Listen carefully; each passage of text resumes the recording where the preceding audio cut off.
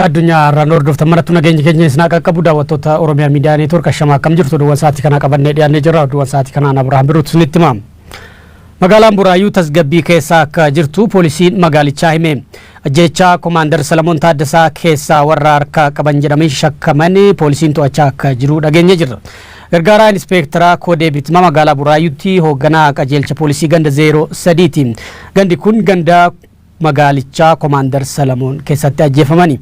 Haala magaalaan Buraayyuu keessa jirtu ilaalchisee Inspektar Koodee Bitimaa dubbisnee jirra. Yaada isaanii kun. Abrahaam Birruunaan jedhu Oromiyaa Miidiyaa Neetwoork irraa si bilbilee. Maqaa fi gahee kee natti miti achi mari'an. Gargaara Inspektara Koodee Bitimaa jedhama. Hoogganaa poolisii waajjira poolisii aanaa Sadaffaa. Kafarsa Buraayyuu jedhamu yookiin immoo mana qopheessaa bira. Tole galatoomii naannoo ati hooggantu kanatti ajjeefamanii komaandarichi. Naannoo sanatti gochi kun kan raawwate. Tole Koodee mee ergasii as magaala Buraayyuu keessa maaltu jira? Nageenyi magaalattii maal fakkaata kana sirraa hubachuufan si bilbile? Magaalli Buraayyuu keessa yeroo dheeraa magaalli Buraayyuudha akkuma beekamu. Nagaan darbee haa tokko malee uummanni keenya nagaadhaan kan galudha. Akkasumas immoo hawaasni keenyaaf kan nagaa jaallattoonni keenyaa fi uummanni keenya duraan mallee yaadicha kana kan hin fudhannee fi yaada kana gochaa kanallee kan balaaleffataa jiru hawaasa keenya waan ta'eef kanaaf uummanni keenya ammas nagaan bahee kan sochiisaa hojiisaa kallattiifameenuu hojjetaa kan jirudha hawaasni keenya. Kanaaf magaala keessa nageenyaaf tasgabbiin jira jedhanii ibsuu dandeenya. Dhibbaa dhibbatti. Nagaadha hawaasni keenya bahee hojjetatee hundumtuu daldallatee galaa hoteelli suuqin hundumtuu galaa. Nagaa booristoonni immoo isaan yeroo ammaatiif karaa miidiyaa adda addaatiin tajaajila maannoo sooshaal miidiyaa kanaanis hawaasa keenya gooluudha malee waan tokko rakkoon hin jiru yeroo ammaa kana keessatti. Tole namoonni komaandaricha ajjeesan seeraaf akka dhiyaatan hojii maaliitu hojjetamaa jira naannoo ati hooggantuttis magaala keessatti si odeeffannoo qaban? Warreen gocha badii kana raawwatan kana yeroo ammaa kana keessattis akkaatuma hojii keenyaatiin yookiin akkaataa hojii poolisiitiin qorannoo gaggeeffamaa kan jiruu fi yeroo ammaa kana haalonni caasaa isaaniitiin wal qabatee jiru waan duukaa bu'aa jirudha. Dhiyoo keessattis hawaasa keenyaafis haa ta'u uummataafis kan gabaasnuudha. Ajjeechaa Komaander Salamoonii wal qabatee namoonni 17 to'atamuu koomishiniin poolisii Oromiyaa himee jira. Sirni awwaalchaa Komaander Salamoon Taaddasaa sanbata darbee lafa dhaloota isaanii Salaaleetti raawwatamee jira. Uummanni Oromoo mootummaa sagalee ofiitiin ijaarratu tolfachuudhaaf filannoo kanaaf qophaa'uu qabaa jedhe Koongireesii Federaalawaa Oromoo. Koongireesii Federaalawaa Oromoo Arsii Lixaanaa nan sabootti waajjira banatee jira. Haasaa hooggantoonni KFO saganticha irratti godhan keessaa kan fudhatame kunooti.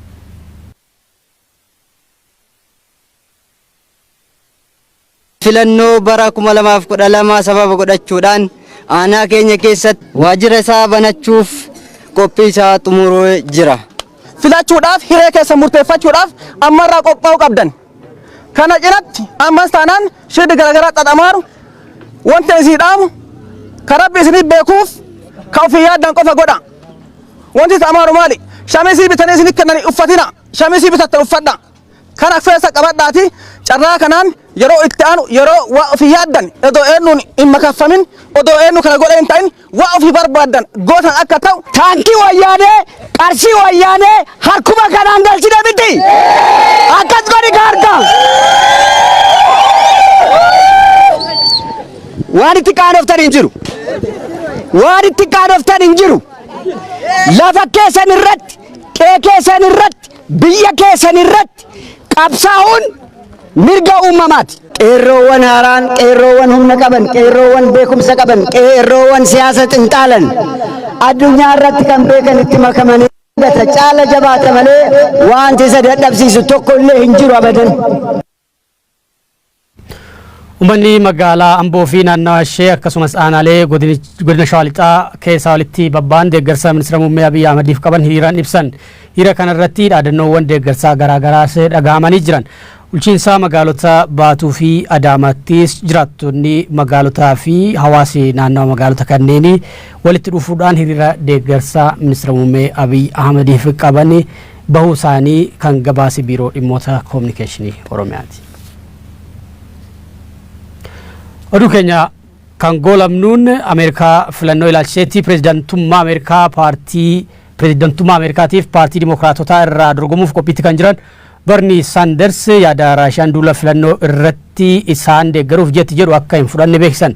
Sanders haasawa Ameerikaa kutaa biyya Kaalifoorniyaatti godhaniin pirezidaantiin Raashiyaa Vladimir Putin dhimma Ameerikaa keessaa harka galfachuu dhaabuu qabu jedhanii jiru. Guyyoo Waariyoo gabaasa BBC fi Washington Post irraa argate akka ta'an sinima.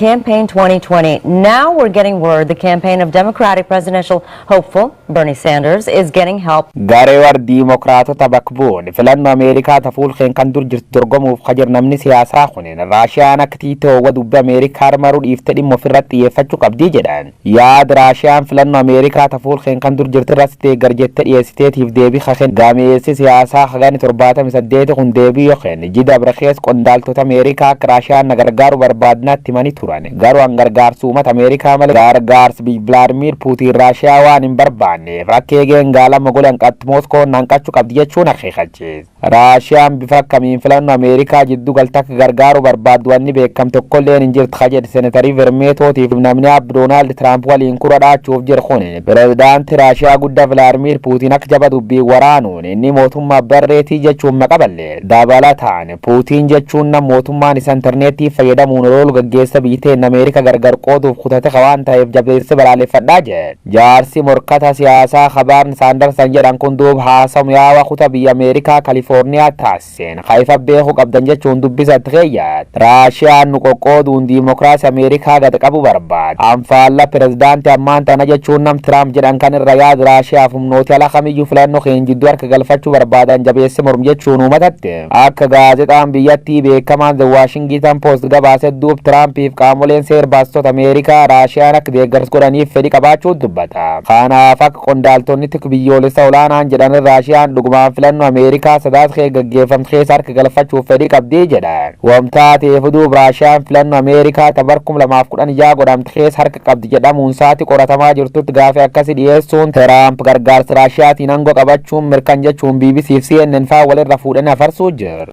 It's deja vu all over again. Accusations of Russian. Daawwattoota OMN oduuwwan sa'aatii kanaaf qabannee goolabnee jirra. Qophiileen OMN itti fufuu daawwadha.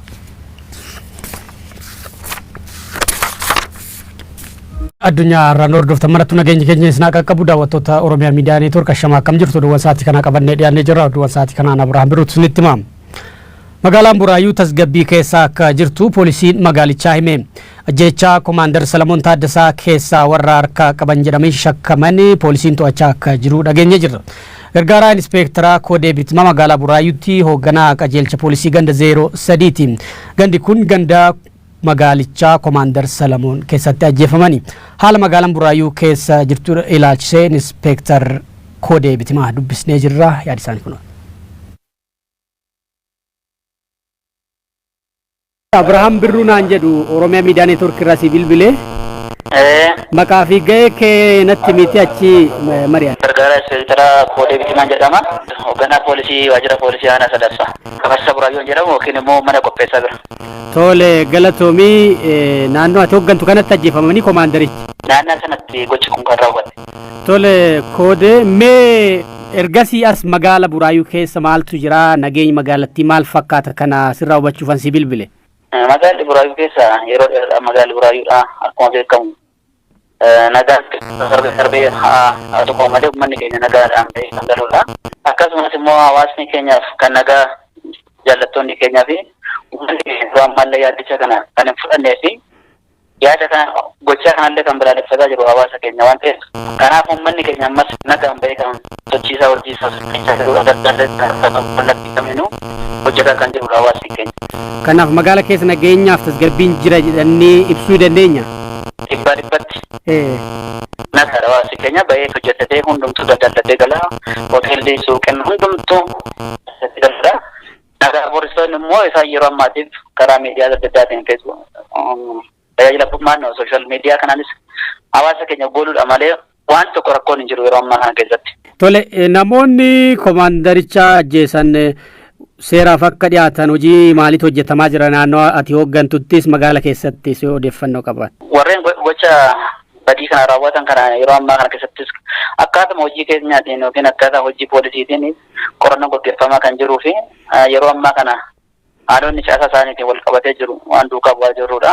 Dhiyoo keessattis hawaasa keenyaafis haa ta'u uummataafis kan gabaasnuudha. Ajjecha Komaander Salamoonii wal qabatee namoonni 17 to'atamuu Koomishiniin Poolisii Oromiyaa himee jira. Sirni awwaalchaa Komaander Salamoon Taaddasaa Sanbata darbee lafa dhaloota isaanii Salaaleetti raawwatamee jira. Uummanni Oromoo mootummaa sagalee ofiitiin ijaarratu tolfachuudhaaf filannoo kanaaf qophaa'uu qaba jedhe Koongireesii Federaalawaa Oromoo. Koongireesii Federaalawaa Oromoo Arsii Lixaanaa nan sabootti waajjira banatee jira. Haasaa hooggantoonni KFO saganticha irratti godhan keessaa kan fudhatame kunooti.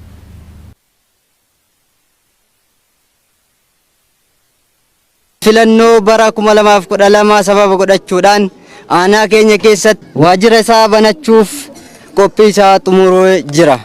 Filachuudhaaf hiree keessa murteeffachuudhaaf ammarraa qophaa'uu qabdan. Kana cinatti ammas taanaan shirri garaagaraa xaxamaaru wanti isin dhaamu karabbi isin beekuuf ka ofii yaaddan qofa godha. Wanti xaxamaaru maali? Shamisii bitanii isin kennanii uffatina. Shamisii bitatte uffadha. Kana keessa qabadhaati carraa kanaan yeroo itti aanu yeroo waa ofii yaaddan odoo eenyuun hin makaffamin odoo eenyu kana godhe hin ta'in waa ofii barbaaddan gootan akka ta'u taankii wayyaanee qarshii wayyaanee harkuma kanaan galchine miti akkas godhi kaarta